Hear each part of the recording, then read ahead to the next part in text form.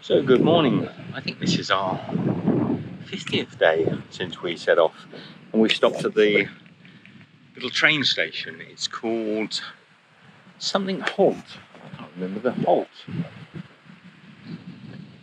There's no signs here, but here's our little tent, and here's these really oversized picnic benches. And Michelle and I thought we would get up in the morning and have our breakfast there, but the wind and the cold today is just horrendous, and everything's soaking wet. All the seats are wet. So we had this sort of romantic notion that we would get up in the morning, sit here, have our breakfast and a coffee, but no, we huddled inside the tent out of the wind and had the usual fare.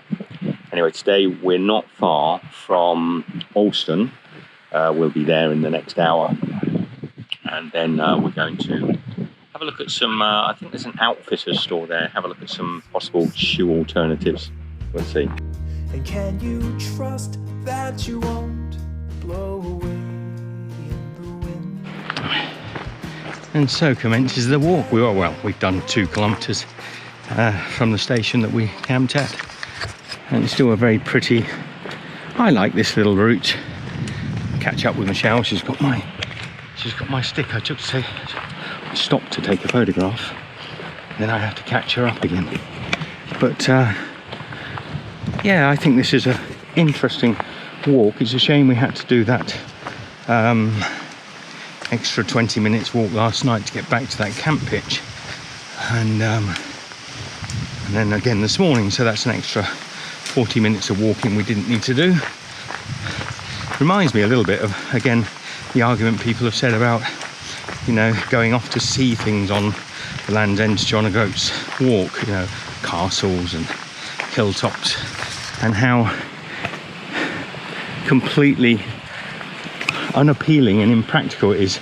I haven't met a single walker that's doing this route, and we've met several of them now, who thinks walking off to see sights is a good idea. And I think it's mainly because it really is quite an endurance walk. There's nothing, there's something pleasant about it. The achievement is great, but it's limited in so much as, you know, quite often, let me grab my stick, Michelle, quite often you really are just grinding in all sorts of weather. I suspect even in the spring and summer it would be the same, rain and wind, that the idea of taking a 5-mile detour, which if you have to detour back then is 10 miles, which is a day's walking, at least 3/4 of a day for most people, it just doesn't add up. So remember that.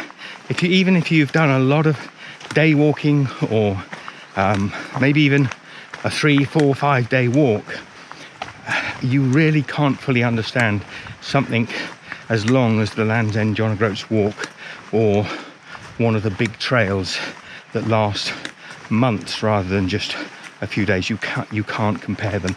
They're very, very different. This little spot here is a bit stony actually, Michelle. Maybe here. We were just remarking that rather than walk back 20 minutes, this might have been a spot, but actually you never know. When you're walking forward, you never know what you're going to come across, and to be honest, that isn't such a good spot. We were just lamenting our fate from yesterday. All right, onwards. So this big stone wall, beautiful big stone lintels, or whatever you would call them, this crosses over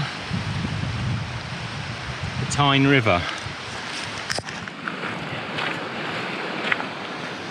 And our little bridge, I've got a feeling this train may be a sort of Thomas Tank toy train thing. I'm really not sure.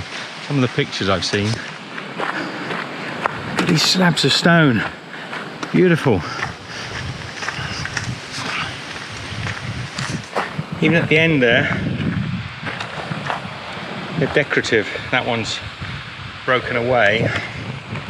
That one is still intact. Very interesting. That is the Great Tyne River from Newcastle upon Tyne, Tyneside. This is quite an interesting part of the world. It's fascinating to see a river that's got such a name, such a significant name, don't you think? It's starting to get warm again. Taking my layers off, I'm starting to layer down. Well, I'm not sure if this is the end of the line for the train. It's rather unglamorous end compared to the Slaggyfoot, or maybe it goes all the way into Alston, but it looks to me perhaps like it finishes along this rather drab little stretch of track. Let's hope not. Gullick Dobson, so that might give you an idea of the scale of the trains that run on this track. One would hope they were a little more festive looking, nostalgic looking than that, but might give you a rough idea of the scale. Actually ahead of us I think might be the station I was hoping for, perhaps even a train.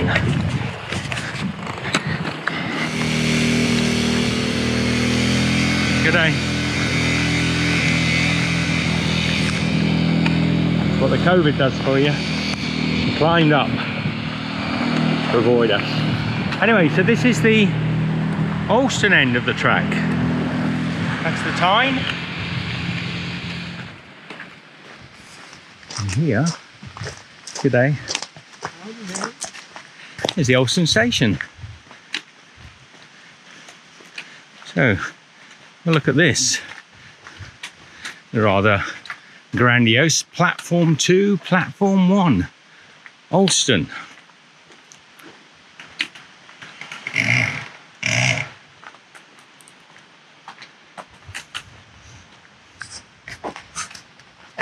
So there you are, Michelle and I. She's not coming up, doesn't want to do the extra miles.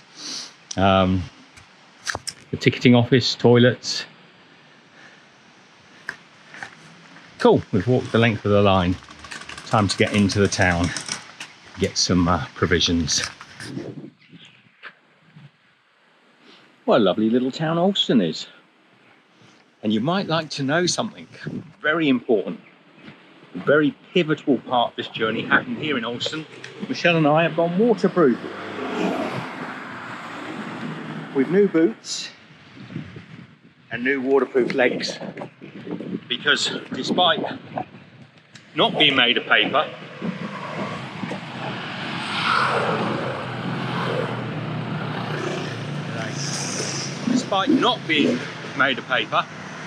we're a bit tired of being soggy. So we've got merino wool socks, we've got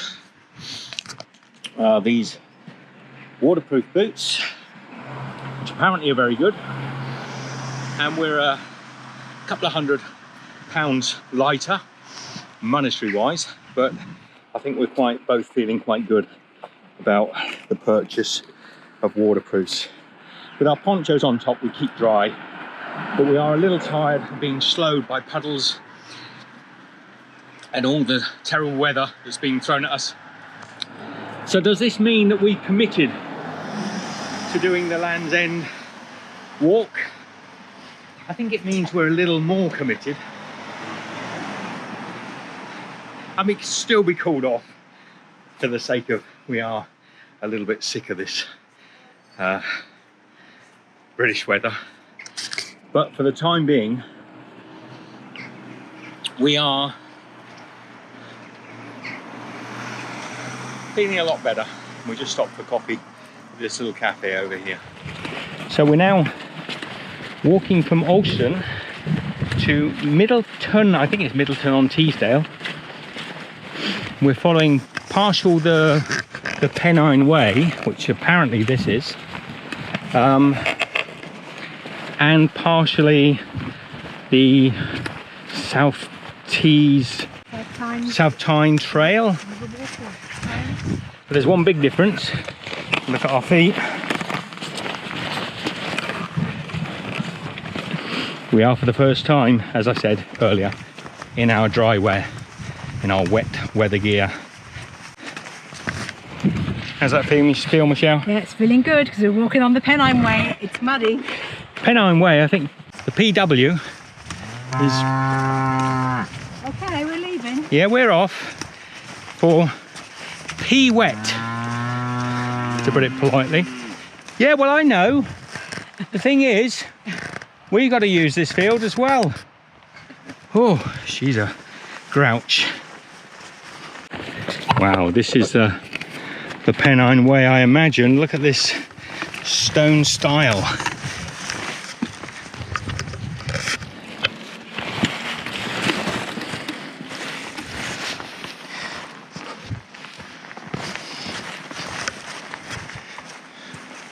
Gracefully, dear. Gracefully, I don't do anything gracefully. Michelle's expecting rain. We've had a fair bit of rain, and you can see by the clouds, it ain't over yet. I'm okay with a little rain, particularly now my feet are dry. So just so you know, we're on the Pennine Way, and look at this style. Hold that, Michelle. So we've got a Brampton Woodwork Limited. Not designed really for people with big packs.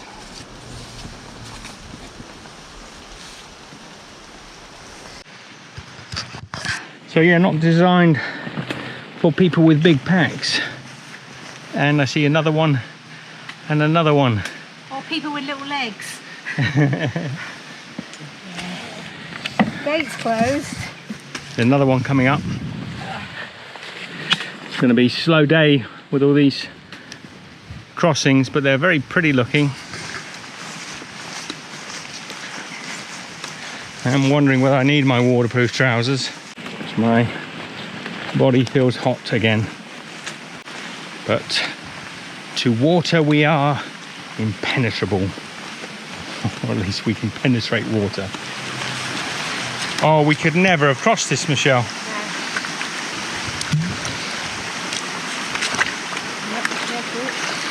That's a rocky one. Yep.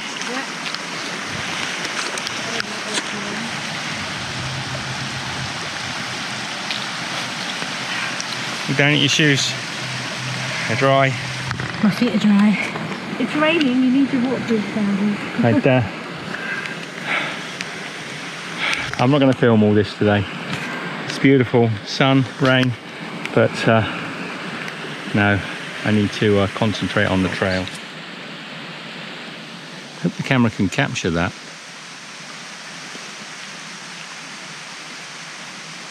See, it's sun in that field. Just ahead of us, the field is bathed in sunlight, and above us, only rain. So this is our Pennine Way, which is a beautiful little setting, is it not? And I can see right in the distance, you won't be able to see on this camera, I can see another stile with a waymark. And here it is, a little set of stones. And this one, for some reason, has a little gate, which if I push back usually will stay, but it won't today. Okay, so I can only imagine the odd sheep